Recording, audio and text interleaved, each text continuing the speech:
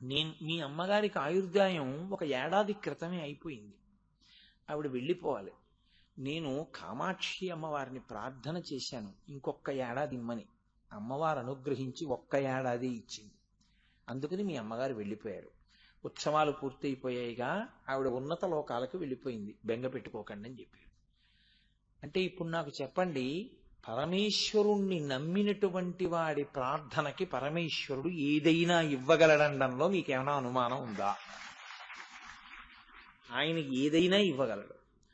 ఆయుర్దాయంతో పాటు దేనినైనా ఇవ్వగలడు. కానీ మీకు పూనిక ఉండాలి.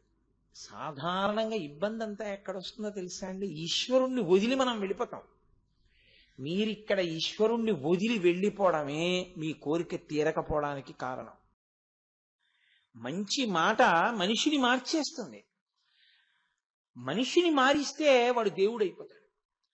మంచి మాట లేకుండా నువ్వు అన్నం పెట్టావు, శరీర బలంతో వాడు చెయ్యకూడని పని చేయడానికి వాడు సిద్ధపడచ్చు. అప్పుడు నువ్వు పెట్టిన అన్నం ఉపకారానికి పనికి రాకపోవచ్చు. కానీ చెప్పిన మంచి మాట మాత్రం తప్పకుండా మంచి కొరకే పనికొస్తుంది. వాడు దుర్మార్గుడే విడిచిపెట్టాడు, నీ దోషం ఏం లేదు అందులో. కానీ చెప్పగా చెప్పగా చెప్పగా చెప్పగా ఎప్పటికైనా పనికొస్తుంది. రామకృష్ణ పరమహంస ఒక మాట చెప్తుండేవారు. బోధ గురించి చెప్తూ ఆయన అన్నారు, ఒకానొకప్పుడు ఒక దొంగ ఒక రాజుగారి ఇంట్లో కన్నం వేయడానికి వెళ్ళాడు.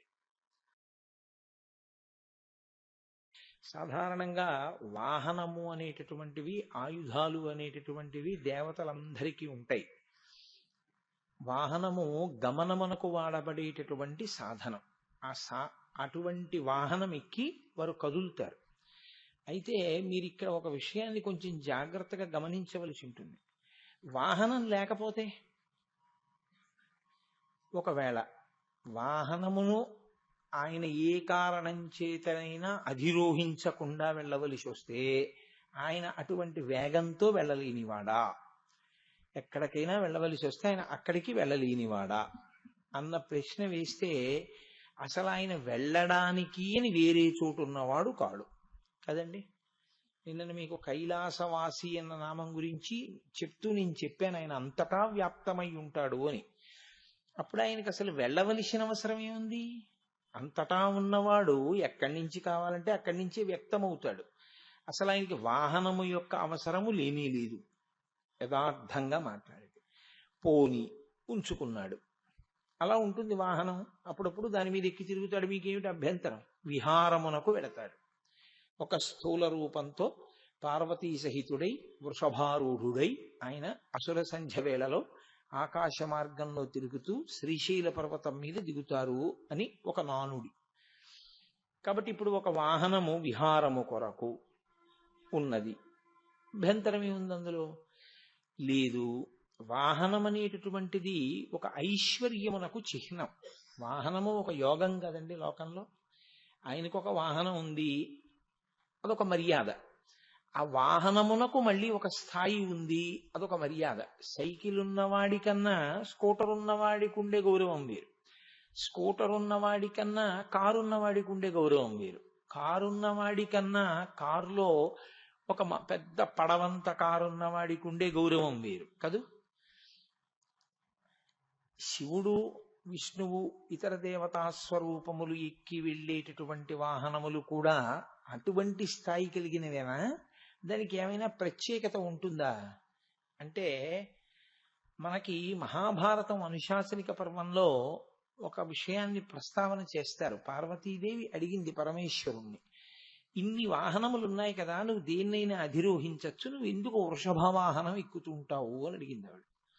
అంటే ఆవిడికి తెలియక అడగదు, లోకమునకు ప్రకాశింప చేయడం కోసమని ఆవిడ ప్రశ్న వేస్తూ ఉంటుంది.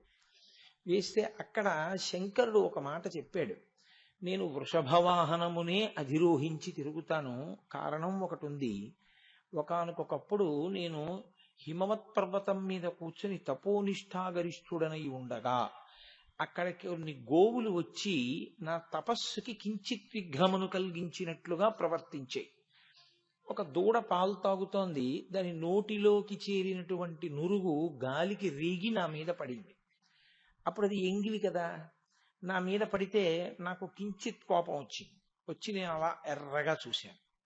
నా కంటి రంగు ఎరుపు రంగు వెళ్ళి ఆవు మీద పడ్డం వల్ల కొన్ని గోవులు ఎరుపు రంగు గోవులు అయ్యాయి. నిజంగా శంకరుడు గోవుల వంక అలా కోపంగా చూసి గోవుల్ని బాధ పెట్టేవాడైతే ఇంకా ధర్మం అన్న మాటకు అర్థం లేదు. కాదు, ఆయన ఎందుకు చేశాడా పని అంటే గోవులలో కొన్ని గోవులకు మళ్ళీ విశిష్ట స్థానం ఇవ్వాలనుకున్నాడు. అందుకని ఆ ఎరుపు రంగు కలిగినటువంటి గోవు కపిల గోవు అయింది. అందుకే ఒంటి మీద కించిత్ ఎర్రటి మచ్చ ఉన్నా సరే ఆ గోవు చాలా శ్రేష్టమైనటువంటి గోవు. దాన్ని కపిల గోవు అంటారు. అది ఎరుపు అన్నప్పుడు పూర్తి ఎర్రగా కుంకుమ రంగులో ఉండడం అవకాశం ఉండదు. నలుపు ఎరుపు కలిస్తే ఎలా ఉంటుందో అటువంటి ఎరుపుని కపిలవర్ణము అంటారు. అటువంటి రంగు కలిగిన గోవులు లోకంలో తయారయ్యాయి. అప్పుడు బ్రహ్మగారు వచ్చి నన్ను వేడుకుని ఒక మాట అన్నాడు. ఈశ్వరా, మీకు తెలియని విషయం కాదు, పాల విషయంలో ఎంగిలి అన్న మాట లేదు. దూడ తాగినా ఆ పాలు ఎంగిలి కావు. కాబట్టి మీరు ఎందుకు కోపగించారు అని అడిగాడు. నేను ఒక చిరునవ్వు నవ్వి ఊరుకున్నాను. ఆయన ఉద్దేశ్యం ఏమిటంటే, ఇదిగో ఈ గోవులలో ఆ ఎరుపు రంగు కలిగిన గోవులు ఇప్పుడు శ్రేష్టతమములయ్యాయి. అటువంటి ప్రాణిని మళ్ళీ గోవులలో ఉత్కృష్టతను ఏర్పాటు చేయడం కోసం నేను అలా చూశాను. బ్రహ్మగారు సంతోషించి పరమేశ్వరుడి దగ్గరికి తీసుకొచ్చి ఒక ఎద్దుని బహూకరించాడు. ఆ ఎద్దుని స్వీకరించి ఆనాటి నుంచి ఆ ఎద్దుని నేను రెండుగా వాడుకుంటున్నాను. ఒకటి అదే నా పతాకం మీద ఉంటుంది. ఆ ఎద్దు మీద కూర్చుని నేను ప్రయాణం చేస్తూ ఉంటాను.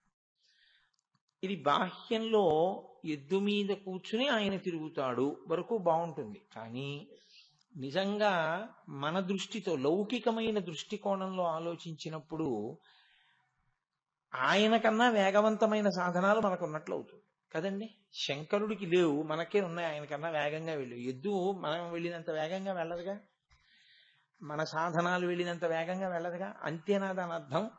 కాదు. ఎద్దుని వృషాంకో అని కదా ముందు, ధ్వజమునందు గుర్తుగా కలిగినవాడు అన్న మాటకు అర్థం ఏమిటంటే, వృష శబ్దము వర్షించడానికి మంగళప్రదమైనటువంటి దృష్టికోణమునకు, తాదాత్మ్యత కలిగినటువంటి దృష్టికి, శత్రు సంహారము చేయగలిగిన దృష్టికి, మిత్రులను ఉద్ధరించగలిగిన దృష్టికి అది ఒక సంకేతముగా నిలబడుతుంది. అందుకే ఏ కోరిక అన్నది కాదు, మీరు ఏ కోరిక కోరండి, ఆయనకి తీర్చలేనిది అన్నది లోకంలో లేదు. ఆయన ఏ కోరిక అయినా తీర్చగలడు. ఎందుకని? ఆయన భగవాన్, ఆయన సాక్షాత్ భగవానుడు. కాబట్టి ఆయన సృష్టి చెయ్యగలడు, స్థితి చెయ్యగలడు, లయ చెయ్యగలడు. అటువంటి వాడు మీరు కోరుకున్నటువంటి ఒక కోరికని తీర్చలేని వాడని ఎందుకు అనుకుంటున్నారు? ఏ కోరికనైనా ఆయన తీర్చగలిగినటువంటి వాడై ఉంటాడు.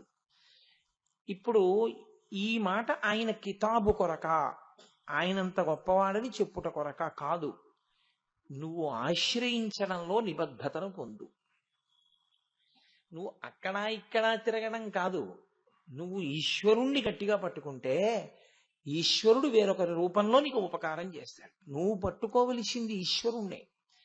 అది ఏ కోరిక అవని, అది తీరడము అన్నది ఎవరి వల్ల జరుగుతుంది? ఒక్క ఈశ్వరుడి వల్లే జరుగుతుంది. అది సాధ్యాసాధ్యములన్న మాట ఏమీ ఉండదు ఆయనకి. ఒకసారి కంచికామకోటి పీఠాధిపత్యం వహించినటువంటి పరమాచార్య స్వామి వారు నిరూపించి చూపించారు. ఆయనకి ఒక అంత్యవాసి ఒకరు ఉండేవారు. ఆయన ఇంకా అసలు ఆయనకి ఈశ్వరుడు కూడా లేడు. ఆయన ఇప్పుడు చంద్రశేఖర చంద్రశేఖర చంద్రశేఖర చంద్రశేఖర అంటుండేవారు. అంత భక్తి పరమాచార్య స్వామి వారంటే. ఆయన బాగా పెద్దవారు అయిపోయారు. పరమాచార్య స్వామి వారు కాదు, ఆయన అంతేవాసి. పెద్దవారై పరమాచార్య స్వామి వారు కూడా పెద్దవారు అయిపోయారు. అప్పటికి పెద్దవారైపోయి ఆయన సహస్ర చంద్ర దర్శనోత్సవం లాంటి ఉత్సవం ఒకటి చేసుకుంటున్నారు. వయస్సు ఒక స్థితిని దాటిన తరువాత చేసుకునే ఉత్సవాన్ని. అది చేసుకునేటప్పుడు ఏమైందంటే, ఎలా చేసుకోవాలి, ఏ ఏ కార్యాలు చెయ్యాలి, ఇవన్నీ కాగితం మీద ఇలా ఇలా చేసుకోండి అని వ్రాసి ఇచ్చినది పరమాచార్య స్వామి. అలాగే చేయించుకుంటున్నారు ఆయన. చేయించుకుంటుండగా అకస్మాత్తుగా రెండవ రోజు మరి భార్య గారు కోమాలోకి వెళ్ళిపోయారు. ఆవిడ మధుమేహంతో బాధపడుతున్నటువంటి వ్యక్తి. నాకు జ్ఞాపకం ఉన్నంత వరకు నేను ఇప్పుడు చదివినటువంటి విషయాలు. ఆవిడ కోమాలోకి వెళ్ళిపోయారు. వెళ్ళిపోతే ఇప్పుడు తండ్రి గారి ఉత్సవం ఎలా పూర్తవుతుంది? కష్టం కదా. కాబట్టి కొడుకు చెన్నై నుంచి విమానంలో బయలుదేరి హైదరాబాద్ వచ్చాడు. హైదరాబాద్ పక్కన ఏదో ఒక చిన్న పల్లెటూరులో అప్పటికి ఆయన సంచారం చేస్తున్నారు, పరమాచార్య స్వామి అక్కడ ఉన్నారు. అతను ఒక కారులో తెల్లవారుజాము వేళటికి అక్కడికి చేరుకున్నాడు. పరమాచార్య స్వామి వారు విశ్రాంతిలో ఉన్నారు, ఉండమన్నారు శిష్యులు. తెల్లవారుజాము సమయంలో 3:30-4 మధ్యలో వారు లేచి దర్శనం ఇచ్చారు. ఏమైందని అడిగారు. ఇలా ఇలా జరిగింది, అమ్మ కోమాలోకి వెళ్ళిపోయింది, నేను మీ అనుగ్రహం కోసం వచ్చాను, అమ్మ లేకపోతే ఇప్పుడు ఉత్సవం జరగదు కదా, మీరే అనుగ్రహించాలి. ఖచ్చితంగా 4:30 అయింది తెల్లవారుజామున సమయం. పరమాచార్య స్వామి ఒక్కసారి పద్మాసనం వేసుకుని ధ్యానం చేశారు. ధ్యానం చేసి కొంచెం పంచదార తీసి పొట్లం కట్టించి, నువ్వు వెళ్ళి ఇది మీ అమ్మగారి నోట్లో వెయ్యి, మీ అమ్మగారు బతుకుతారన్నారు. అంటే ఆయన అన్నారు, నేను వెళ్ళే వరకు అమ్మ ఉంటుందా ఈ పంచదార వేయడానికి అన్నారు. ఉంటారు మీ అమ్మగారు. నువ్వు ఎలా పెడతావు చెన్నై అంటే? హైదరాబాద్లో 7:30కి విమానం ఉంది, కానీ అందుతుంది అని నాకు నమ్మకం లేదు. ఎందుకంటే నేను వెళ్ళలేను హైదరాబాదు 7:30 అయ్యేటప్పటికి, విమానం వెళ్ళిపోతుంది అప్పటికన్నారు. పరమాచార్య స్వామి ఒక్కసారి కళ్ళు మూసుకుని తెరిచన్నారు, వెళ్ళదు విమానం, నువ్వు వెళ్ళు అన్నారు. సరే, గురువుగారి మీద నమ్మకంతో ఆయన కారు వేసుకెళ్ళిపోయారు. వెళ్ళిపోతే విమానాశ్రయంలోకి వెళ్ళి అడిగితే విచిత్రం ఏంటంటే, ఏదో కారణం వల్ల విమానం ఆలస్యంగా ఉండిపోయింది, అక్కడ వెళ్ళలేదు అది. పైగా టిక్కెట్లు ఖాళీగా ఉన్నాయి, ఇంకా విమానం నిండలేదన్నారు. ఆయన ఇది గురువుగారి ఆశీర్వచన బలమే అని చెప్పి టికెట్ కొనుక్కొని విమానంలో కూర్చున్నారు. అది చెన్నై వెళ్ళిపోయింది. ఈయన పరుగు పరుగున అమ్మగారి దగ్గరికి వెళ్ళారు.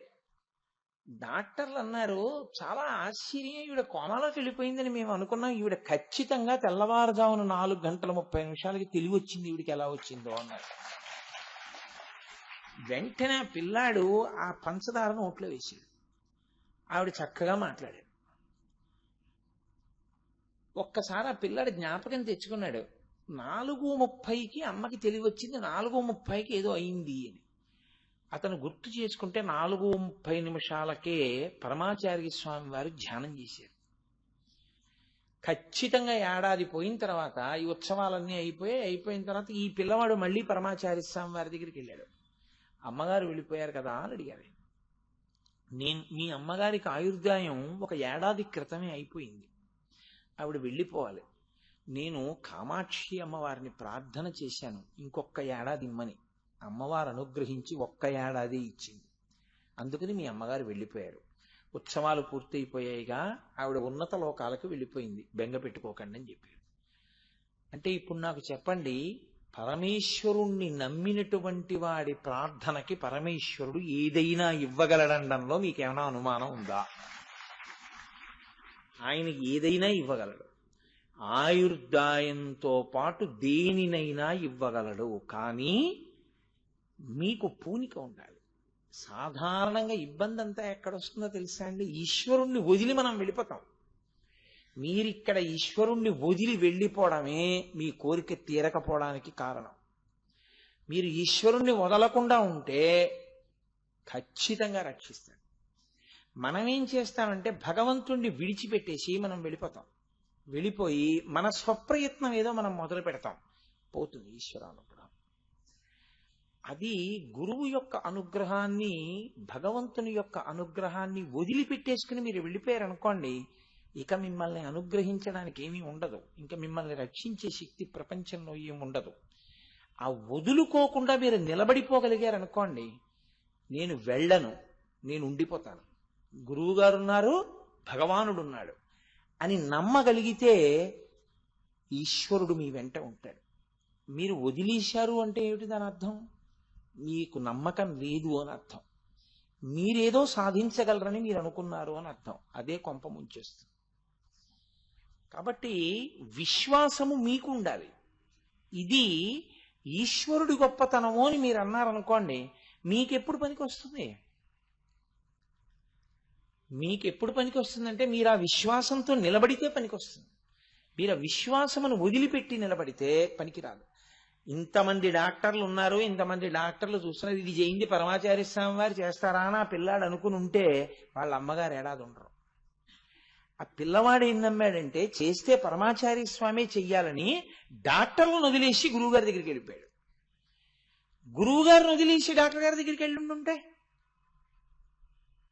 స్థితి తిరగబడిపోయిందా లేదా? మీ నిష్టయే మీకు రక్ష. మీకు ఆ నిష్ట జారిపోతే మీకు ఈశ్వర కృప ఉండదు.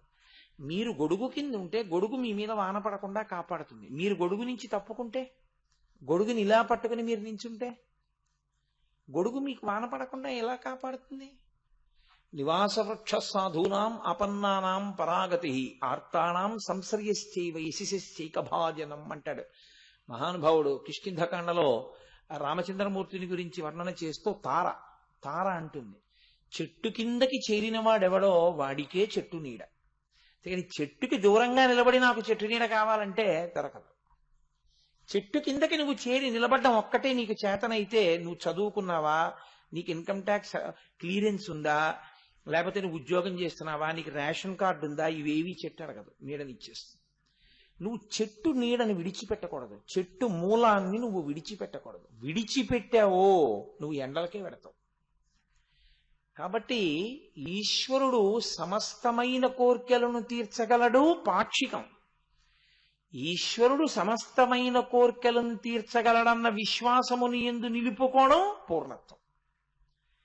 అప్పుడు పూర్తవుతుంది. ఇప్పుడు మీరు ఒకటి గమనించండి, నాకు ఆకలిగా ఉంది, మా అమ్మగారు అన్నీ ఉండి అక్కడ పెట్టారు, తీరుతుందా? నేను తినాలి దాన్ని. నేను తినకుండా ఎలా తీరుతుంది? ఇంట్లో మంచినీళ్లు ఉన్నాయి, నాకు దాహం ఉంది, ఎప్పుడు తీరుతుంది? నేను నీళ్లు తాగితే తీరుతుంది. ఈశ్వరుడు ఉన్నాడు కరుణించడానికి, మీరున్నారు ఆర్తితో, మీ ఆర్తి ఎప్పుడు తీరుతుంది? మీరు ఈశ్వరుణ్ణి నమ్మి నిలబడగలిగితే. ఆ నమ్మకం అన్న మాటకి అగ్ని పరీక్ష ఏమిటో తెలుసా అండి? అన్నీ వదిలి ఈశ్వరుణ్ణి పట్టుకోగలగాలి. అది ఈశ్వరుణ్ణి నిమిత్తంగా పట్టుకుని మిగిలిన వాటిని పెద్ద చేశారనుకోండి దొరకదు.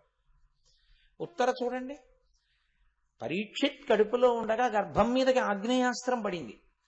మామగారులు 5 అక్కడ ఉన్నారు, వాళ్ళని అడగలేదు, ధర్మరాజుని, భీముణ్ణి, అర్జునుణ్ణి, నకులు, సహదేవుణ్ణి. వీళ్ళైనా సాయం చేస్తే కృష్ణుడి వల్ల చెయ్యాలి. కృష్ణుడి కాళ్ళు పట్టుకుంది. చెల్లెలి కోడల, నీదు మేనల్లుడు శత్రువుల చేత హతుడయ్యను, ఓ సంపుల్లారవిందలోచన భల్లాగ్ని అణచి శిశువు బ్రతికింపకదే అని అడిగింది. బ్రతికించాడా లేదా? ఈశ్వరుడు బ్రతికించలేదని నెపం వేయకు, గురువుగారు బ్రతికించలేదని నెపం వేయకు. నీవు నిలబడలేకపోయావని నువ్వు ఒప్పుకో. దానివల్ల కనీసం నీకు ఉత్తరోత్తర అభివృద్ధి కలుగుతుంది. ఇది మనకి నేర్పుతుంది. వృషాంకో కాదు, దాన్ని నేను ఇంకొంచెం విస్మృతిలోకి తీసుకొస్తాను. వృషభారూఢో, ఆయన ఎద్దు మీద ఎక్కి తిరుగుతాడు. ఎప్పుడైనా కూడా లోకంలో ఆవు, ఎద్దు ఈ రెండూ కూడా రెండిటికి సూచనలుగా చెప్తారు. గోవు భూమికి సంకేతం. అందుకే అసలు లోకమునందు శాంతి అన్న మాటకి, కామ్యము తీరుట అన్న మాటకి, మంగళమును కల్పించుట అన్న మాటకి ఆధారమేది అంటే గోవు మాత్రమే. ఎందుకో తెలుసా అండి? వ్యక్తిగత స్థాయిలో మీకు కోరిక ఉంది, మీరు తీర్చుకోవాలి. అభిషేకం చేసుకోండి అని చెప్పాను నేను. ఇప్పుడు పాలతో అభిషేకం చేయాలి. మీరు గేదె పాలతో చేయకూడదు, ఆవు పాలతో చేయాలి. మంత్రం మీ దగ్గర ఉంది, పాలు ఆవు వల్లే రావాలి. భూమి శుద్ధి కావాలి, మీరు ఒక పుణ్యకార్యం చేస్తున్నారు, భూశుద్ధి జరగాలి, గోమయంతోనే చెయ్యాలి. మీకు ఆశీర్వచనం సిద్ధించాలి, నీతిని పుచ్చుకోవాలి. శరీర శుద్ధి కలగాలి, గోమూత్రాన్ని మిగిలిన 4 గవ్యాలతో కలిపి పంచగవ్య ప్రాసనం అని పంచగవ్య ప్రాసనం చేసుకోవాలి. శరీరానికి ఏదో శుద్ధి జరగాలి, ఆవు పేడ నాలిక మీద రాసుకోవాలి. ఆవు లేదు, మంత్రం ఉంది, మీకెవరేం చేస్తారు? మంత్రం ఉన్నా గోవు లేని నాడేది జరగదు. అందుకే మంత్రం వచ్చిన బ్రాహ్మణుడు మీకు ఉపకారం చేయగలడా, గోవు ఉపకారం చేయగలదా అంటే గోవు లేనినాడు ఎంత మంత్రం వచ్చినా బ్రాహ్మణుడు కూడా మీకేం చేయలేడు. కాబట్టి అందుకే ముందు దేన్ని పెట్టారంటే గోబ్రాహ్మణేభ్య శుభమస్తు నిత్యం లోకా సమస్త సుఖినో భవంతు. లోకమంతా క్షేమంగా ఉండాలి, విశ్వము యొక్క కళ్యాణము కొరకు మీరు ఒక యాగం చేస్తున్నారు. ఇప్పుడు ఆ యాగం చేయించడానికి మంత్రభాగం తెలిసిన విప్రుడు ఉండాలి, స్వరంతో చెప్పగలిగిన వాడు. ఆయన చేయించడానికి పంచగవ్యాలు, అక్కడ అసలు అలకడానికి ఆవు పేడ కావాలంటే ఆవు లేనిది ఆయన ఏం చేస్తాడు? అందుకని ముందు గోవు, గోవు తర్వాత విప్రుడు, ఆ తర్వాత క్రతువు. అసలు ముందు గోవు లేకపోతే ఏమీ లేవు. కాబట్టి గోవు భూమికి సంకేతం. అసలు భూమి అన్నది లేదనుకోండి, ఉత్తర క్షణంలో మీకు శ్రీ అన్నది లేదు. శ్రీ కాదండి, అస్తిత్వం లేదు. అసలు బ్రతకడం అన్న మాట పోయిందంతే. దేని మీద నిలబడతారు? ఆధారం లేదు, అథవా నిలబడ్డారు. తినడానికి ఏదొచ్చినా ఇందులోంచే రావాలి. శర్వాణి ఆ తల్లే ఇవ్వాలి. ఓ యాపిల్కాయ కావాలి, ఇందులోంచి రావాలి. అరటిపండు కావాలి, ఇందులోంచి రావాలి. కమలాఫలం కావాలి, ఇందులోంచి రావాలి. ధాన్యం కావాలి, ఇందులోంచి రావాలి. గోధుమలు కావాలి, ఇందులోంచి రావాలి. మొక్కలు కావాలి, ఇందులోంచి రావాలి. కారుకి పెట్రోల్ కావాలి, ఇందులోంచి రావాలి. బొగ్గులు కావాలి, ఇందులోంచి రావాలి. మీకు ఏది కావాలన్నా భూమిలోంచే రావాలి. ఇప్పుడు అన్నీ ఇచ్చే భూమి ఎటువంటిదో అన్నిటిని కురిపించగలిగిన గోవు అటువంటిది. కాబట్టి భూమికి సంకేతంగా గోవుని చెప్తారు. అన్నీ ఉన్నా అన్నిటినీ ఈశ్వరుడు మీ కొరకే సిద్ధం చేసిన ఈశ్వరుడు మీకెందుకు ఇవ్వడు?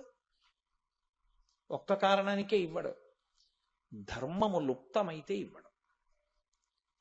మీరు అది జాగ్రత్తగా పట్టుకుంటే తప్ప అసలు వృషభవాహనం అన్న మాట అర్థం కాదు.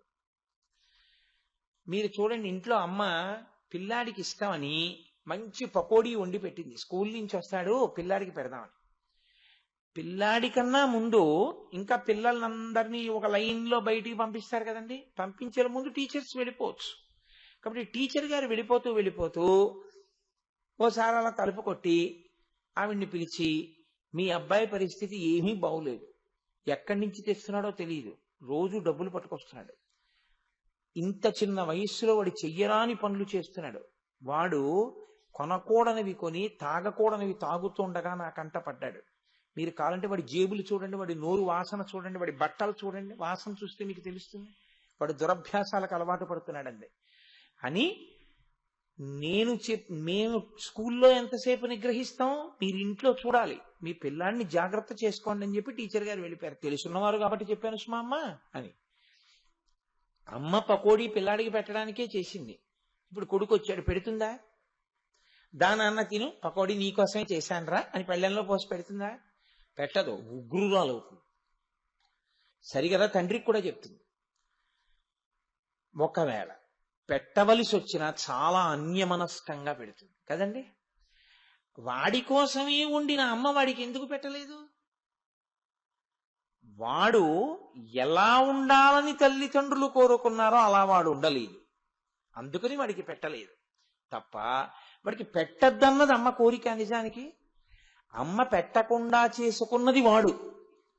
అయితే మీరు ఒక విషయం గమనించాలి, పెడదామనుకున్న అమ్మ పెట్టకుండా కొట్టింది, నాన్నగారు కొట్టారు, వారు ఏడుస్తూ పడుకుని నిద్రపోయాడు.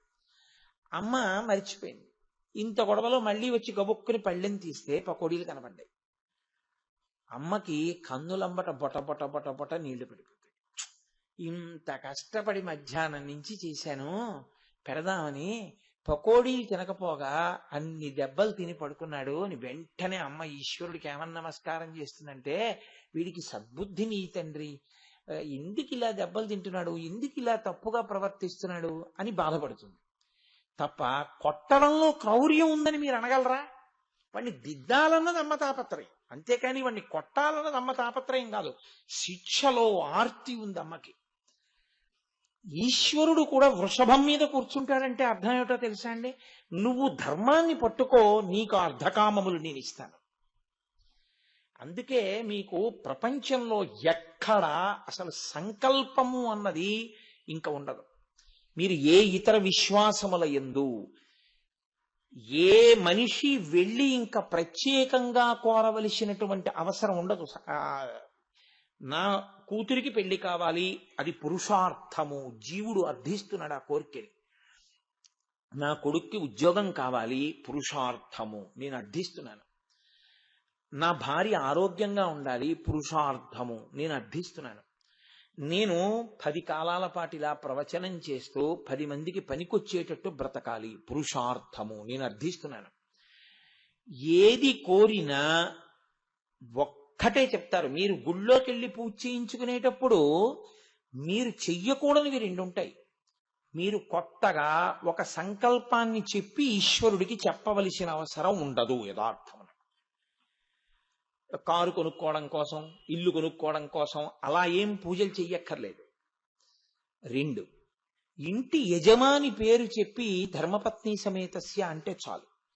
మీ పేరు, మీ ఆవిడ పేరు, మీ అబ్బాయి పేరు, కోడలి పేరు, మనవల పేర్లు, మీ ఆఫీస్ పేరు, మీ కంపెనీ పేరు, మీ కుక్క పేరు అన్నీ ఈశ్వరుడికి చెప్పక్కర్లేదు.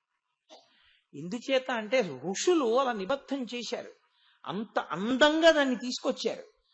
నా కొడుకు అందరూ బాగుండాలని అనుకున్నాడు అనుకోండి, మా ఇంట్లో అందరం బాగుండాలి అని అనుకున్నాడు అనుకోండి, నా పేరు మీద చేయించాలి పూజ.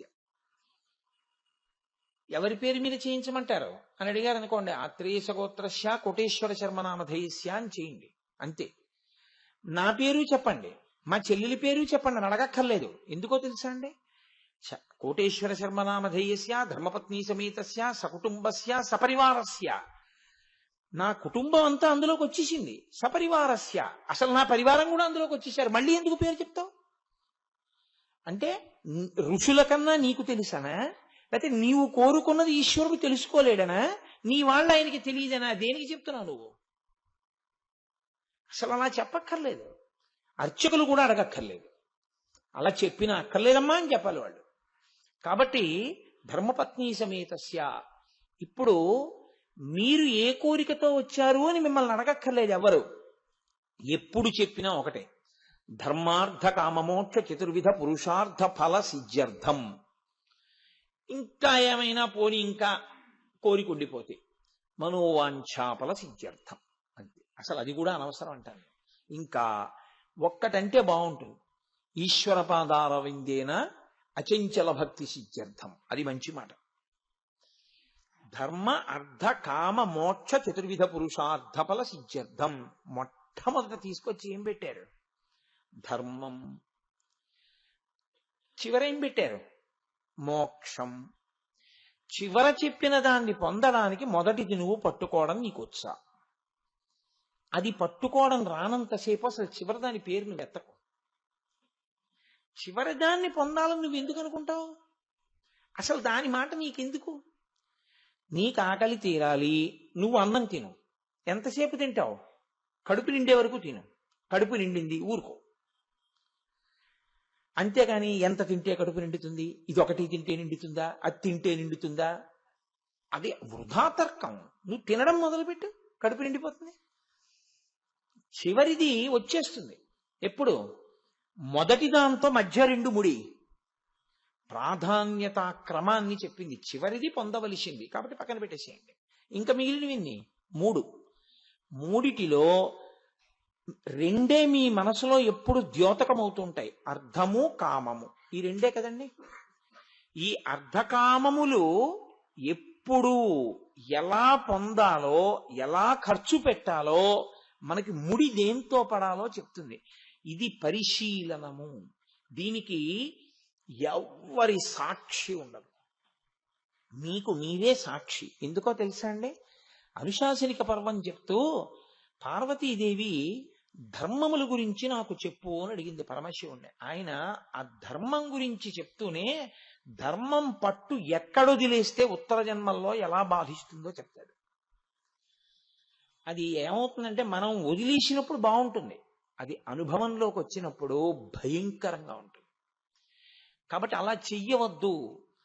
ధర్మాన్ని నువ్వు పట్టుకో, అర్థాన్ని ధర్మంతో ముడి, కామాన్ని ధర్మంతో ముడి. నువ్వు పొందేటప్పుడు, పొందడము అంటే ఏదో అర్థము ఎప్పుడు భద్రత కొరకోనో భావనతో చేస్తూ ఉంటారు. ఏది చెయ్యాలన్నా ఓ 4 రూపాయలు ఉండాలి కదండి. ఒక విషయాన్ని మీరు బాగా జ్ఞాపకం పెట్టుకోవాలి, మీ ఆర్జన యొక్క విధానమేమి దాన్ని ఈశ్వరుడు దృష్టిలోకి తీసుకుంటాడు. ఎందుకంటే మీరు అందుకే గోదానం చేసేటప్పుడు ఏం చెప్తారో తెలుసా అండి? నీ దగ్గర ఇంకో రకం డబ్బున్న దాంతో గోవుని కొని దానం చేయదని చెప్తారు. అంతకన్నా దురన్యాయం ఇంకోట్లేదు. నీ కష్టార్జితంతోటే గోవుని కొనాలి. లేకపోతే శిష్యులు ఇవ్వచ్చు, కొడుకు కొనివ్వచ్చు. అంతేకాని అన్యాయమార్జితమన్న మాట అసలు శాస్త్రంలో లేదు. అలా చేయకూడదు. అలా చేశావు, అప్పుడు నీ ఎందు ఏమవుతుందో తెలిసింటే అర్ధమనర్థం భావయ నిత్యం. ఈశ్వరుడు ఏం చేశాడంటే దాన్ని ఎలా కదపాలో కూడా చూస్తాడు. ఇప్పుడు దాని మించి అది కష్టరూపంలో బయటికి వెడితే బాధపడిపోతావు. కాబట్టి అర్థం సంపాదించడంలో ధర్మం ఉండాలి, వ్యయమునందు ధర్మం ఉండాలి. ఉంది కదా అని అపాత్రదానం చేయకూడదు. దేనికి పడితే దానికి ఖర్చు పెట్టకూడదు. పాత్రత ఎరిగి దానం చేయాలి. అందుకే దానం చేసేటప్పుడు దగ్గర పెట్టుకోవలసింది కొడుకుని, సంప్రదించవలసింది గురువుని. ఎందుకో తెలుసా అండి? ధర్మము తనతో ఆగిపోకూడదు. ధర్మము అనుసృతంగా నడవాలి, వెడుతూ ఉండాలి. ధర్మము ఎంత ప్రవహిస్తుందో ఇల్లు అంత వృద్ధిలో ఉంటుంది. నేను మీకు ఒక్కటే చెప్తాను, బాగా జ్ఞాపకం పెట్టుకోండి విషయం. మీ ఇంటి శాంతియే మీరు కోరుకున్నది. అంతే. మీరు 10 కోట్లు ఉన్నాయి, పక్షవాతంతో ఉన్నాడు, ఏమిటి నాకు చెప్పండి ఆనందం? కాదు. చక్కగా భార్య వండింది కడుపు నిండా తింటాడు. కడుపులో జరిగే వరకు ఈశ్వరుడి సేవ చేస్తాడు. ఎవరి గురించి ఆలోచించినా వాళ్ళు వృద్ధిలోకి రావాలని కోరుకుంటాడు. ఎవ్వరి మీద కక్ష పట్టుకోడు. వాడి మీద కక్ష పట్టాడా, వాడిని వదిలేసుకున్నాడు, వాడి కర్మ. ఆవిడేం చేస్తాడు? వాడిని ఉద్ధరించేవాడు ఈ లోకంలో ఉండడం. తాను మాత్రం ఆర్జన యందు ధర్మం, ఖర్చు యందు ధర్మం. ఇది కొడుక్కి ఎలా తెలుస్తుంది రేపు పొద్దున్న? అందుకే ధర్మకార్యం చేసేటప్పుడు కొడుకు పక్కన ఉండాలి. ధర్మం చేసేటప్పుడు ధర్మం చెయ్యండి, ధర్మం చెయ్యండి అంటుంటారు. మన వాళ్ళు చూడండి, బాబు ధర్మం చేయండి బాబు అంటుంటారు యాచకుడు. బాబు ధర్మం చేయండి బాబు అన్న మాటకు అర్థం ఏమిటో తెలుసా అండి? వాళ్ళు అడుగుతున్నది నిజానికి మిమ్మల్ని ధర్మం చేయమని వాడెందుకు చెప్పడం? వాడేమన్నా మీకు ఆచార్యుడా? ధర్మం చేయండి బాబు అంటే వాడి ఉద్దేశ్యం ఏంటంటే, ఏమో గతంలో ఒకడికి పెట్టక ఇలా అయిపోయాను, దాచుకుని పాడైపోయాను, మీరు ఉన్నది ఇప్పుడు ఇచ్చుకోండి. ఎప్పుడూ ఇచ్చే చెయ్యి అవుతుంది కాదు. ఇచ్చేటప్పుడు ఇవ్వడం కోసమని పనికిమాలిన మార్గాల్లో తేకండి, కట్టి కుడుపుతుంది. కాబట్టి ధార్మికంగా తెచ్చి ధార్మికంగా ఇవ్వండి, మీరు వృద్ధిలోకి వస్తారు అని మీకు బోధ చేయడానికి ధర్మం చేయండి బాబు అంటారు. మన వాళ్ళు ఏది చేసినా అంత గంభీరంగా పెడతారు విషయాన్ని. కాబట్టి కేవలం ఇచ్చేయడం గొప్ప కాదు, నువ్వు ఎలా తెచ్చావన్నది కూడా లక్ష్యంలోకి వస్తుంది. అందుకే పరమాచార్య స్వామి వారు ధార్మిక నిష్ఠ అంటే అద్భుతమైన నిష్ఠ అయింది. ఒకానొకప్పుడు ఆయన ఎప్పుడూ ఒక్కళ్ళ దగ్గర అధిక మొత్తాలు తీసుకునేవారు కాదు, బాగా తెలిస్తే తప్ప కుటుంబం. ఆయన ఏదో ఒక సత్కార్యం చెయ్యాలి అని సంకల్పం చేశారు. పరమాచార్య సంకల్పం చేస్తే దానికి ఎదురా అది కామాక్షి సంకల్పం. ఒక వ్యక్తి వచ్చి ఓ 3 లక్షలు 4 లక్షలు అక్కడ పెట్టాడు. స్వామి మీరు ఇది చెయ్యాలనుకుంటున్నారట, మీరు ఈ ద్రవ్యం స్వీకరించండి. ఆయన ఇలా ఒకసారి ఆ డబ్బు వంక చూసి, అలా ఒకసారి ఆ వ్యక్తి వంక చూసి, అక్కడే ఉన్నటువంటి ఒక సద్బ్రాహ్మణుణ్ణి పిలిచిలాగా సత్యదండంతో ఇలా తోసి, నువ్వు తీసుకో అన్నాడు. ఆయన తీసుకున్నాడు. తీసుకుని సంతోషంగా, అబ్బా 3 లక్షలు భలే అనుకోకుండా ఇచ్చారే అనుకున్నాడు. ఆయన అన్నారు, బ్రాహ్మణుడు తృప్తితో కదూ బతకాలి, బ్రాహ్మణుడు డబ్బు కోసం వెంపర్లాడకూడదు కదూ అన్నారు. అవును స్వామి, వెంపర్లాడకూడదు.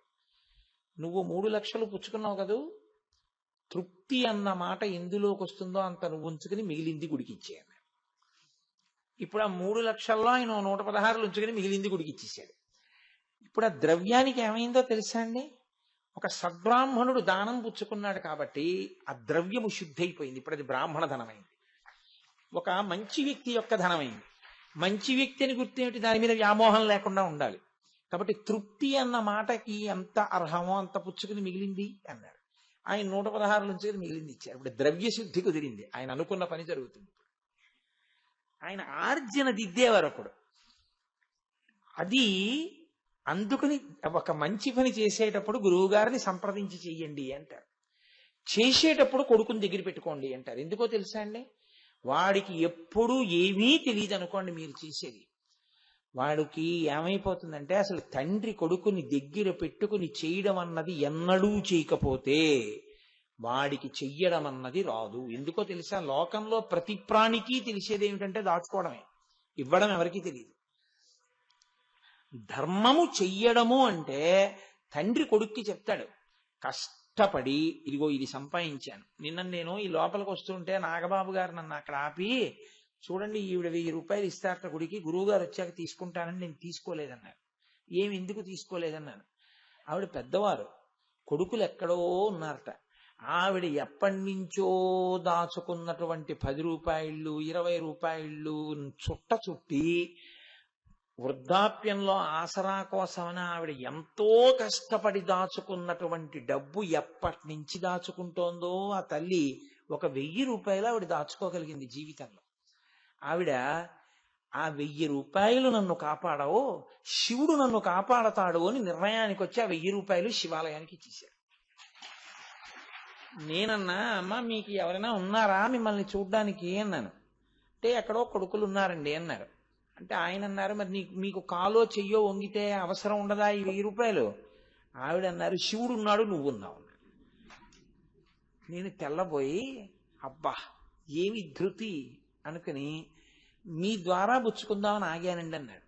నేను తీసుకుని నేనన్నాను, అమ్మా ఈశ్వర దృష్టిలో నేను మీకు ఈ సమయమునందు కొడుకునగుదునుగాక, మీ కొడుకుగా ఈ ద్రవ్యాన్ని ఇస్తున్నాను, నా తల్లి అభ్యున్నతి కొరకు మిమ్మల్ని అమ్మగా భావన చేసి ఇస్తున్నానమ్మా అని ఇచ్చి వచ్చేసాను. కాబట్టి దానము ఇప్పుడు ఒక 100 కోట్లు ఇస్తే ఎంత పుణ్యం వస్తుందో ఆవిడ ఖాతాలో అంతా పడిపోతుంది. ఎందుకో తెలుసా అండి? ఆవిడ ఎన్నేళ్ల నుంచి దాస్తే అయిందో ఆ 1000 రూపాయలు. ఆవిడ ఆ 1000 రూపాయలని తృణప్రాయంగా శివుడు ఉన్నాడు నన్ను చూడ్డానికని ఇచ్చేశారంతే. ఆవిడ అరే ఏమి ధృతి అంటే అది. కాబట్టి మీరు జాగ్రత్తగా గమనించండి. అర్థం కామం, కోరిక మనసు చెప్పకుండా ఉండదు, ఎప్పుడూ దిక్కుమాలిన కోరిక చెప్తూనే ఉంటుంది. దానికి ఏముందంటే నదర, దీనికి నదరగా కనపడ్డవన్నీ నావైతే బాగుండుంటుంది. నువ్వు తిరస్కరించగలగాలి, నోర్మొయ్. నువ్వు అలా అడగడం ఏంటి? ఎటువంటి శరీరంలో ఉన్నావు? మనుష్య శరీరంలో ఉండి అదే నువ్వు కోరవలసిందే. ఇంకొకసారి ఎప్పుడైనా ఇటువంటి ప్రస్తావన తెచ్చావో అనుశాసన పర్వం ఇంకో 11 మాటలు చదివిస్తాను అని మీరు చెప్పారనుకోండి, అది ఊరుకుంటుంది. మీరు అంగీకరించారనుకోండి, అది మీతో ఎంత తప్పైనా చేయించేస్తుంది. అందుకే అర్థమనర్థం భావయ నిత్యం, కామమును అర్థమును పరిశీలనం చేస్తుండాలి, ఎప్పుడూ పరిశీలనం చేస్తుండాలి. ఇది రెండిటిని ధర్మానికి ముడేస్తూ ఉండాలి. ధార్మికమైన కామము ఏ దోషము లేదు. నాకు కొడుకు పుట్టాలి అని కోరుకున్నారనుకోండి, తప్పేమిటి? కొడుకు పుట్టాలని కోరుకోవద్దా? మరి పితృరుణం తీరద్దు? నా భార్యా బిడ్డలు కడుపు నిండా అన్నం తినడానికి కావలసినంత ద్రవ్యం కావాలి, ఏమీ తప్పులేదు.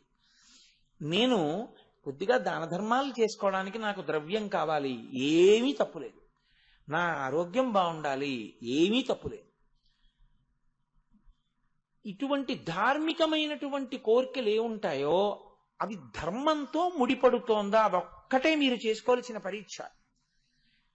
ధర్మంతో ముడిపడింది, మీరేమీ మొహమాట పడక్కర్లేదు, హాయిగా సంతోషంగా మీరు అనుభవించవచ్చు. ఈశ్వరుడు అందుకే ఇచ్చాడు భోగస్థానాలు, మీరు చక్కగా అనుభవించవచ్చు. ఓ కొబ్బరికాయ బెల్లం ముక్క ఈశ్వరుడికి నైవేద్యం పెట్టి కొబ్బరికూరు బెల్లం తినచ్చు. ఈశ్వరుడికి పాయసం నైవేద్యం పెట్టి తినచ్చు, మీ ఆరోగ్యం అనుమతిస్తే. ఇది అసలు తప్పు. ఇలా నేను ఇటువంటి కోరిక నా మనసులోకి రాకూడదు, ఇది ధర్మముతో ముడి పట్టలేదు. ఆ కోరిక అసలు ఈశ్వరుడి దగ్గర కాదు, నీలోకే రాకూడదు. ఈ పరిశీలనము నీకొస్తే నేను ప్రీతి పొంది నువ్వు అడగవలసిన అవసరం లేకుండా నేను నిన్ను చూస్తాను. ఇది ఆయన వృషభమునెక్కి తిరగడం, అది ధర్మము మీద ఎక్కి తిరగడం. అందుకే నేను అంటే ఏదో నా ఉపన్యాసం పూర్తి చేయాలి కాబట్టి అంతవరకే చెప్తున్నాను, కానీ మళ్ళీ ఈ ధర్మాన్ని అందరికీ పనికొచ్చే ధర్మాలు అని కొన్ని ఉంటాయి. సామాన్య ధర్మములు అంటారు. సామాన్య ధర్మములు సమస్త మానవాళికి ఉంటాయి. ఇతర ప్రాణులకు ధర్మం అన్న మాట లేదు. ఎందుకో తెలుసా అండి? వాటికి శాస్త్రము పనికిరాదు, గురువు ఉండడు, వాటికి అసలు తమని తాము సంస్కరించుకోవలసిన అవసరం వాటికి ఉండదు. వాటి అన్నిటికీ కలిపి ఒకటే ధర్మం, పశుధర్మం. మనకో నిరంతరం మారిపోతూ ఉంటుంది ధర్మం. నేను ఇప్పుడు ఇలా ఉన్నాననుకోండి, నేను ప్రవచనం చేసేవాడిగా నా ధర్మం నేను నిర్వర్తించాలి. నా రాగద్వేషాలకి లేకపోతే నాకున్నటువంటి మనసులో అభిప్రాయాలకి అనుగుణంగా శాస్త్రాన్ని మార్చే ప్రయత్నం చెయ్యకుండా శాస్త్రమునకు కట్టుబడి మాట్లాడడం నా ధర్మం. నేను ఇది దిగిపోయి ఇంటికి వెళ్ళిన తర్వాత నా భార్య నాతో ఏదైనా ఒక ఇంటి సమస్య గురించి చెప్తోందనుకోండి, అప్పుడు నాది భర్తృధర్మం. నేను ఆమె భర్తగా, ఇంటి యజమానిగా దాన్ని విని పరిశీలించి ఎలా పరిష్కరిద్దాం అని చెప్పడం నా ధర్మం. అంతేకాని అప్పుడు మెట్ట వేదాంతం చెప్పకూడదు దానికి. అలాగే నా కొడుకు దగ్గర నిలబడ్డాను అనుకోండి, పితృధర్మం. నా తల్లి దగ్గర నిలబడ్డాను అనుకోండి, పుత్రధర్మం. రేపు ఆఫీస్కి వెళ్ళాను అనుకోండి, ఉద్యోగి ధర్మం. ధర్మము ఒక్కలా ఉండదు. ఏకాదశి వచ్చిందనుకోండి ఉపవాసం ధర్మం, ద్వాదశి వచ్చిందనుకోండి పారణ ధర్మం. ధర్మము నిరంతరము మారుతూ ఉంటుంది. మారిపోయే ధర్మాన్ని, ఎవరి స్థానంలో ధర్మాన్ని వాళ్ళు పట్టుకోవాలి. అది అతిక్రమించడమే అన్నిటికన్నా దోషభూషితం. అది తెలియక ఏం చేస్తారంటే, చాలా నేను బాగా ప్రవర్తించేస్తున్నాను అనుకుంటారు. అది ధర్మమన్న చట్రములోకి ఇమడలేదు, మిమ్మల్ని రక్షించదు. మీరు ఎప్పుడూ జ్ఞాపకం పెట్టుకోవలసిన మాట అదొక్కటే. ధర్మమన్న చట్రంలోకి ఇముడుతోంది మీరు చేసే పని, మీకు శ్రీరామ రక్ష. ధార్మిక చట్రములోకి ఇమిడినటువంటి కోరిక ఈశ్వరానుగ్రహమును కల్పిస్తుంది. దాని యందు దోషమేమీ ఉండదు. నీ భార్య యందు నీకు కామముంది, పరమధార్మికము. నివర్తయమనోమత్త స్వజనే క్రియతాం మనః అని చెప్పింది సీతమ్మ. నీ భార్య యందు నువ్వు మనసు పెట్టుకో, పరమధార్మికం. పరస్త్రీ యందు నీ మనసు ప్రవర్తించింది, మూలఘాతి, నశించిపోతావు పుత్రమిత్ర కళత్రాదులతో. వెంటనే తిప్పియాలి మనసుని, తప్పు.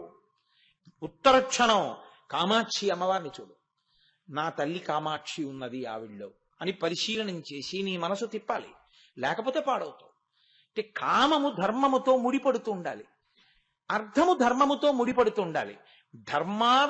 అర్ధకామములు ధర్మముతో ముడిపడిపోతే నీ ప్రయత్నం లేకుండా సిద్ధించేది మోక్షమే.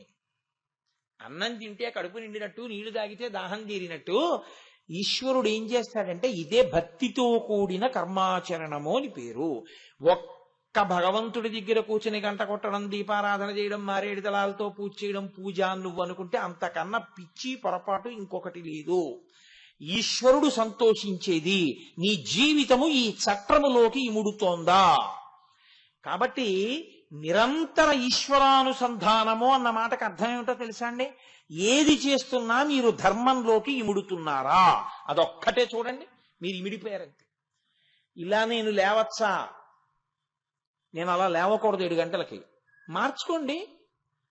లేవగానే నేను పేపర్ చదవచ్చా, చదవకూడదు, నేను సంధ్యావందనం చేయాలి, చెయ్యండి. నేను గోచి పోసి పంచె కట్టుకోకుండా లుంగీ కట్టుకుని పూజ చేయచ్చా, చేయకూడదు, చేయకండి.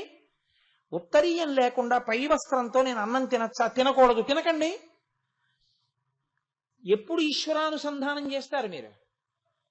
ఎప్పుడూ మిమ్మల్ని మీరు పరిశీలనం చేసుకుంటూ ధర్మచట్రంలోకి నేను ఇముడుతున్నానా, అదొక్కటి చూసుకుంటే మీరు విడిచిపెట్టవలసినవి విడిచిపెట్టేస్తారు, మీరు పుచ్చుకోవలసినవి పుచ్చేసుకుంటారు. అంతే, అయిపోయింది. దాని వలన ఏమైపోతుందంటే మోక్షం సిద్ధించేస్తుంది. ఈ జన్మలో కాకపోతే ఉత్తర జన్మలో, ఆ పైక జన్మలో. అలా కాకపోతే శాస్త్రం చెప్పిన వాక్కుకి పరమార్థం లేదు. అలా చెప్పడానికి భయం ఏమీ అక్కర్లేదు, అలా నమ్మడానికి భయం అంతకన్నా ఉండకూడదు. లేనప్పుడు ఇంక శాస్త్రాలు, గురువులు, ఈ ప్రకరణాలు ఇవన్నీ ఎందుకండి?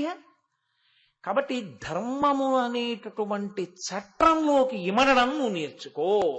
అందుకే మన వాళ్ళు ఎప్పుడు ఏం చెప్తారంటే ధర్మచక్రము అంటారు. అది తిరగాలి. అంటే ఒకనాడు పట్టుకుని ఒకనాడు వదిలేది కాదది. నీ ఊపిరి ఉన్నంత కాలము ధర్మం కూడా ఉంటుంది. నువ్వు పాటించవలసిన ధర్మాన్ని నువ్వు పాటిస్తూనే ఉండాలి, నువ్వు చేస్తూనే ఉండాలి. ధర్మముతో బ్రతకడమా, ధర్మమును విడిచిపెట్టి సుఖించడమా అన్న ప్రశ్న వస్తే, ధర్మమును విడిచిపెట్టి సుఖించడం కన్నా ధర్మాన్ని పట్టుకుని ఏడుస్తానన్నాడు రామచంద్రమూర్తి. అందుకే సమస్త పిపీలికాది పర్యంతము కూడా ఆయనతో కలిసిపోయి ఆయననే ప్రార్థన చేశాయి. ఆయనని చూస్తే పొంగిపోయి. ఆయన వాలితో స్నేహం చేస్తే 5 నిమిషాలు సీతమ్మని తీసుకొచ్చేయచ్చు. ఆయనే తన తమ్ముడు భార్యని ఎత్తుకెళ్ళిన వాడు, సుగ్రీవుడి భార్యని. ఆయనతో నాకు స్నేహం ఏంటి? నాకు అక్కర్లేదు.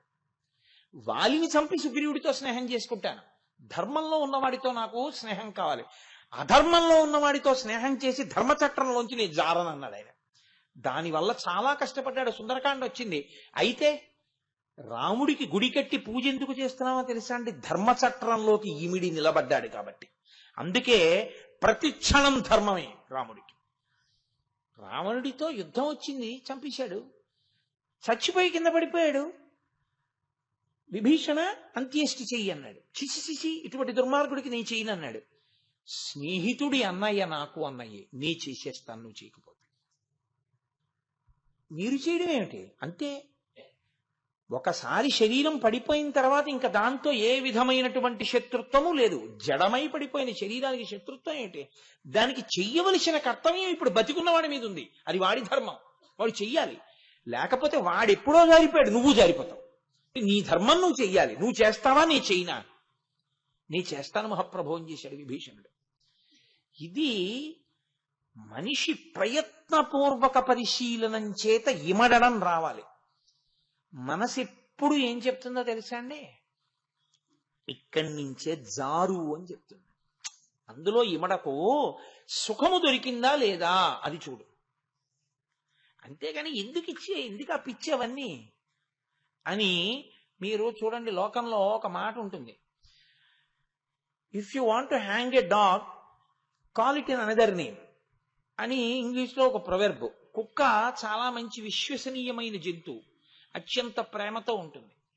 యజమాని కోసం ప్రాణం వదిలిపెట్టడానికే సిద్ధపడుతుంది. కానీ కుక్క ద్వారం దాటి లోపలికి రాకూడదు. వస్తే ఈశ్వరుడు ఆ రోజు ఆహారం తీసుకోడు. కాబట్టి కుక్కని ప్రేమతో చూడవచ్చు. కానీ ఆ కుక్కను చంపేద్దాం అనుకున్నాడు. ఇన్నాళ్ళు సేవిస్తున్న కుక్కను చంపేస్తానంటే బాగుండదు కదా. అందుకని ఏమన్నాడంటే, నేను పులిని చంపేస్తున్నానని చంపేశాడు. అది పులండి, అయ్యి బాబోయ్ అంటూ చంపేశాడు.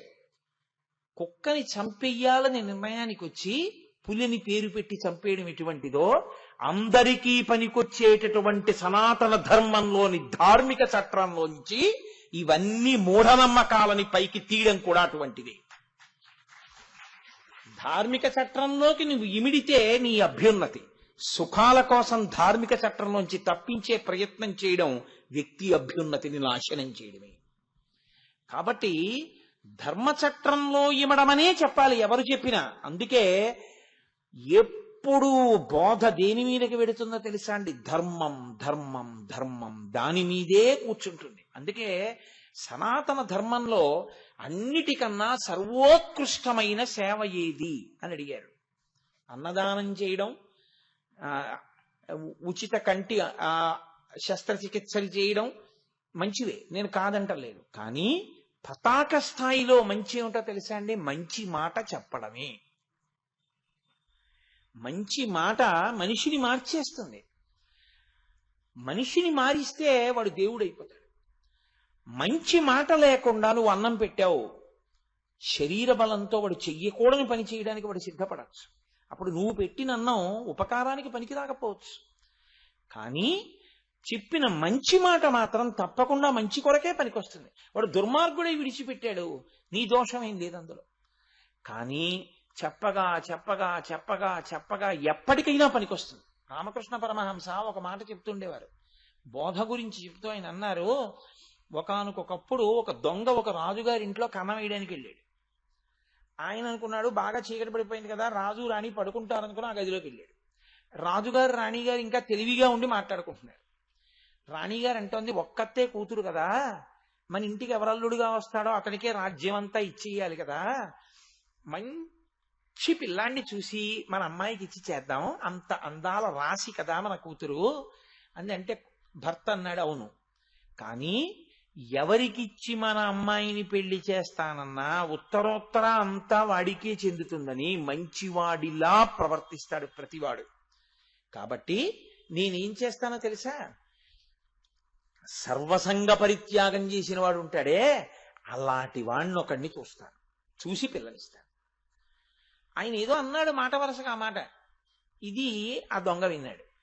వాడనుకున్నాడు అని రేపు ఈశ్వరుడికి అటువంటి మంచి పిల్లాడొకడు దొరకాలి అని కోరుకుని మన ఇద్దరం కలిసి గుడికెడదాం నీలకంఠేశ్వరాలయానికి. అలాగే అందావిడ. వీడనుకున్నాడు, ఇప్పుడు నేను ఇక్కడ వజ్రాలు వైడూర్యాలు దొంగిలించడం ఎందుకు, ఈ రాజ్యమే నాదైపోతుంది.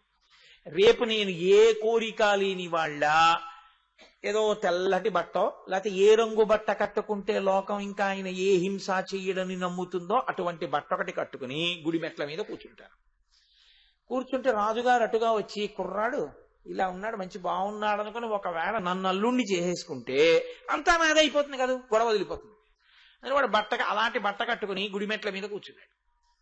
రాజు రాణి అలా వెళ్ళిపోతూ నిజంగా వాడిని చూసి, అబ్బా ఎంత బాగున్నాడో, బలాఢ్యుడు, కండలు తిరిగి ఉన్నాడు, మంచి తేజోవంతుడు, వీడికి పిల్లనిస్తే బాగుంటాడు అని, ఏమాయ్ నీకు పిల్లనిస్తాం, మా అమ్మాయిని చేసుకుంటావా, నేను మహారాజుని.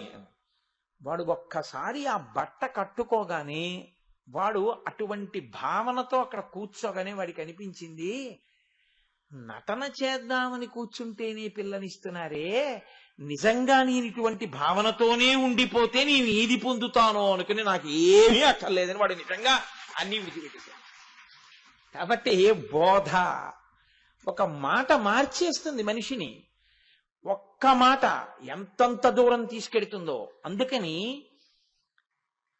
ధర్మాన్ని బోధ చేస్తూనే ఉంటారు. దీని కొరకే మహాత్ములైనటువంటి వారు అలా కష్టపడి దేశ సంచారం చేస్తూనే ఉంటారు. వాళ్ళ కర్మ ఎందుకు తిరగడం అంటే వాళ్ళ కొరకు కాదు, ధర్మాన్ని నిలబెట్టుట కొరకు.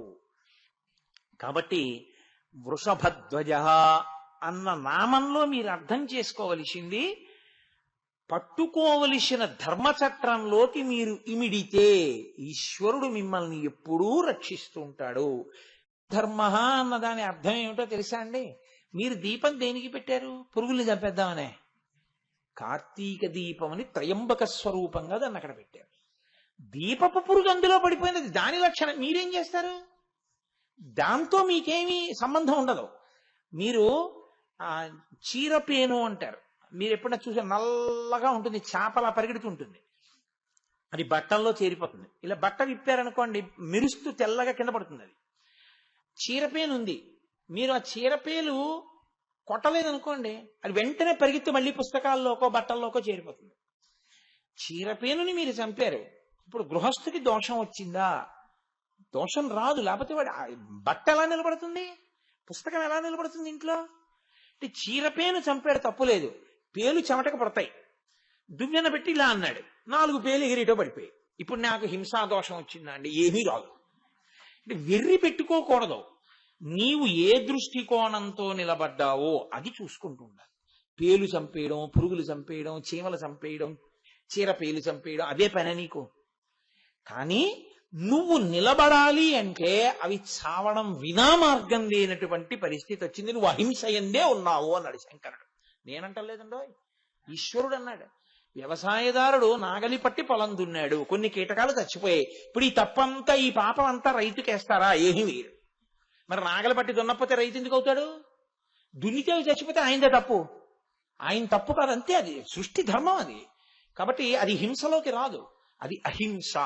దీనికి పెడర్థం చెప్పి అహింస అన్నదాన్ని అర్థం లేని స్థితికి తీసుకెళ్లారనుకోండి, అసలు జీవితాలకు అర్థం లేకుండా పోతుంది. చాలా కష్టం. అందుకే వేదం ఎలా చెప్పిందో అలా అర్థం చేసుకోవాలి ఏ విషయాన్నైనా. కాబట్టి అహింసా పరమో ధర్మ. ఇవి సామాన్య ధర్మములు అంటారు. సామాన్య ధర్మములు సమస్త ప్రాణికోటికి చెందుతాయి. ప్రాణికోటి అంటే ప్రత్యేకించి మనుష్య జాతికి చెందుతాయి. ఇవి అందరికీ తెలిసి ఉండాలి, అందరూ వాటిని పాటించాలి. ఇక వ్యక్తిగతంగా ఎవరి ధర్మం వాళ్ళకు ఉంటుంది. భర్తృధర్మం, భార్యాధర్మం ఇలా ఉంటాయి. ఆ స్కాందం అనుకుంటాను. స్కాందంలో బ్రహ్మోత్తర ఖండంలో అనుకుంటా, నాకు జ్ఞాపకం ఉన్నంత వరకు బ్రహ్మోత్తర ఖండమే. ఒక విషయం చెప్తుంటారు. ఒక రాజుకి ఇద్దరు భార్యలు మంచి పుణ్యచరితలు, ఎప్పుడూ ఈశ్వరారాధన చేసేవారు. భర్త గారు కూడా అటువంటి వాడే. ఒక భార్య తాను చేసే ముందు భర్తకి వచ్చి నమస్కారం చేసి నేను మొదలు పెట్టనా అని అడిగేది, మొదలుపెట్టు. ఇంకొక ఆవిడ అన్నీ ఆయనకి చెప్పడం ఎందుకు, ఆవిడే చేసుకుపోతుండేది. అనుకోకుండా ముగ్గురు ఒక్కసారి మరణించారు. రాజుకి చెప్పి పుణ్యకార్యం చేసే భార్య కైలాసానికి వెళ్ళారు. అదే పుణ్యకార్యం చేసి భర్తకి చెప్పకుండా చేసే అలవాటున్న భార్య నరకలోకానికి వెళ్ళింది. యమధర్మరాజు గారు జుట్టు పట్టుకున్నాడు. ఆవిడ వలవల ఏడ్చింది. ఆవిడ ఏం చేసిందో నేను అదే చేశాను, ఇంకో మాటకు వస్తే ఇంకో పావలో ఎక్కువ ఖర్చు పెట్టాను. అదేంటి నన్ను ఇక్కడికి తీసుకొచ్చారండి. నీకో ధర్మం అంటూ ఒకటి ఉంది, చట్రంలో ఇమడవ నువ్వు చేసిన పని. Answer any 5 of the following అని అడిగారు. ఇచ్చిన 8 5 నువ్వు రాయాలి. ఇంతకన్నా మంచి ప్రశ్నలు వదిలేశారు ఏంటండి, అవి రాస్తానన్నావు, ఫెయిల్ చేస్తారు. నీకు ఇంకా మంచి ప్రశ్నలు అనిపించినా నువ్వు అవి రాయకూడదు, ఇక్కడ ఇచ్చినవే రాయాలి. ధర్మం అంటే అంతే. మీ భర్తకి నమస్కరించి ఆయన అనుమతితో చెయ్యి పూర్ణం అవుతుందని చెప్పాడు. అంతే, అలాగే చెయ్యాలి. నువ్వేం చేశావు? అలా ఎప్పుడు చేయలేదు, నువ్వే చేశావు. నువ్వే చేసింది ధర్మం అన్న చట్టంలోకి ఇప్పుడు రాలేదు. నువ్వు అడగలేదు, చెప్పలేదు, నమస్కరించలేదు. ఈ అతి స్వతంత్రత ధర్మ చట్టంలోకి ఇమడలేదు కాబట్టి నువ్వు చేసినవి 0. 1 into 2 into 3 into 4 into 5 into 6 into 7 into 8 into అంటున్నాను అనుకోండి, అబ్బాయి ఎన్ని రూపాయలు ఇస్తాడో అనుకుంటారు. చివర 0 అన్నాను అనుకోండి, ఎంత వస్తే మాత్రం ఇంటూ 0 = 0. అలా ఎన్ని చేసినా ధర్మచట్రంలోకి ఇమడకపోతే 0. కాబట్టి ధర్మచట్రంలోకి ఇముడుతోందా అది మీరు చూసుకుంటూ ఉండాలి. మా ఆఫీస్ ఒకటి ఉంటుంది. మా ఆఫీస్లో ఓ కాగితం వస్తే, ఏదో నేను చూసే కాగితం అయితే నా పై అధికారి ఏం చేస్తాడు, నా పేరు రాసి ఈ పేపర్ ఆన్సర్ చేయండి అని నాకు పంపిస్తారు. నేనేం చేస్తాను, నేను ఆ పేపర్కి ఒక ఆన్సర్ రాసి ఒక రిప్లై లెటర్ తయారు చేసి దాన్ని, ఆయనకేం తెలుసు, ఆయన నన్ను కదా తయారు చేయమన్నాడు, ఇప్పుడు ఆయన చెప్పడం ఎందుకు, నేను కింద పెట్టేస్తే సరిపోతుంది సంతకం, నేను పెట్టేసి పంపించేస్తానా?